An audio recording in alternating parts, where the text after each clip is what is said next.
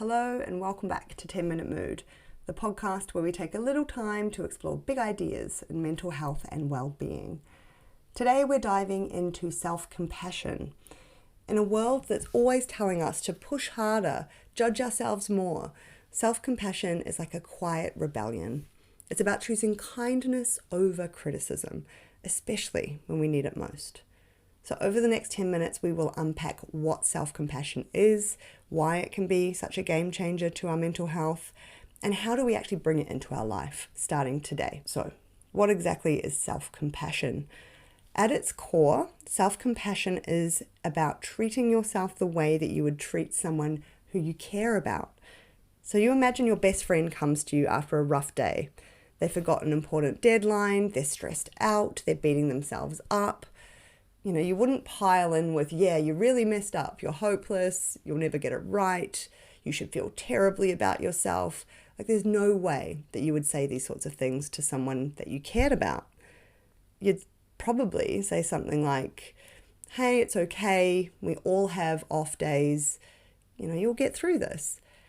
So self-compassion is about turning that same kind of gentleness, that same sort of balanced approach towards ourselves. It's not about excusing mistakes. It's not about pretending everything's perfect, because it's not. And it's not about shirking responsibility or accountability. It's none of those things. It's just about being balanced and saying, I'm human. I'm allowed to stumble. I'm going to. And I'm still worth caring for. I still have value, even in my mistakes. So why does this even matter? Well, it's more than just a nice idea. There is science behind it and how this kind of relationship towards ourselves can actually improve our mood, improve our outcomes overall, help with our relationship, and help us to thrive in life. Research shows that self-compassionate attitudes can lower anxiety, ease depression, and make you more resilient.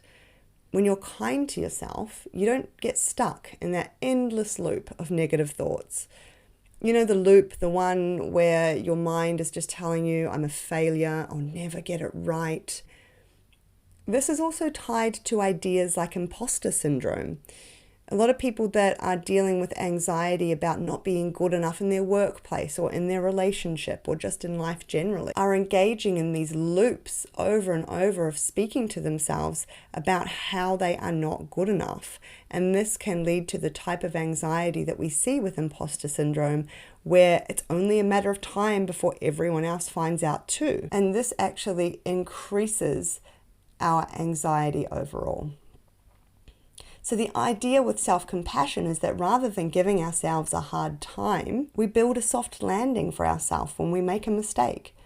Because we will make mistakes.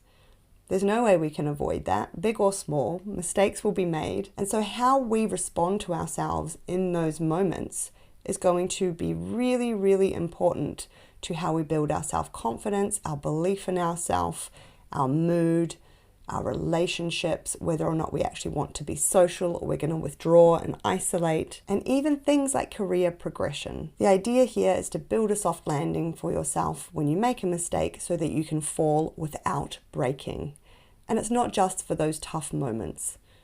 Self-compassion also makes the good times even better because they're less likely to be ruined by this inner critic jumping in to remind you of all the other things that you've done wrong. But if we're honest, it's not so easy to be kind to ourselves. It doesn't always come naturally, especially when we are surrounded by pressure. And we are, most of us. We live in a society that has all sorts of pressures: parenting pressure, career pressure, friends, family, looking after our bodies. Social media is packed full of perfect lives, or presentations of people who don't make mistakes. And that little voice that sits inside telling us we should always be better. All these kinds of pressures mean that it's easy to slip into self-criticism mode, especially when we mess up.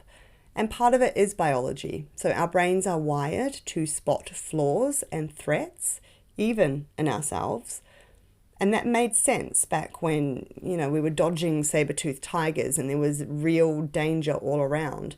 But today, In modern society, this setup in our brain can actually leave us stuck in cycles of very harsh self-judgment, and this undermines our self-confidence. This undermines our ability to engage meaningfully in the tasks that we want to. It's actually a very disruptive force to our attention, to our focus, to our cognitive capacities, when we are listening to something inside that is giving us a hard time over and over. It does not help us to do things well. And so self-compassion is about breaking that cycle, choosing to see ourselves and speak to ourselves as worthy of kindness, even when we're not at our best. Because the truth is, we're most often not going to be at our best. That's why it's our best.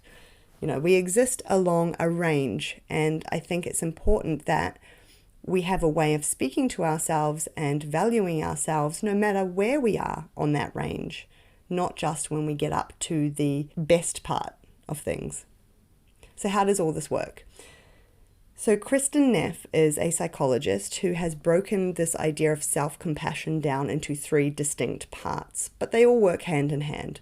So first there's self-kindness. This is being gentle with yourself instead of being harsh, especially when life gets hard. Second, there is common humanity. This is about realizing that struggles and setbacks are universal. We all go through it. You're not the only one who spills coffee, forgets a meeting, loses their keys. Everyone does that sometimes. And it can be really, really powerful to remember that in the moment when you make a mistake. And third, there's mindfulness. This is about noticing your emotions without letting them take over. It's like watching a storm roll by instead of getting swept up in the storm and thinking you are the storm, if that makes sense.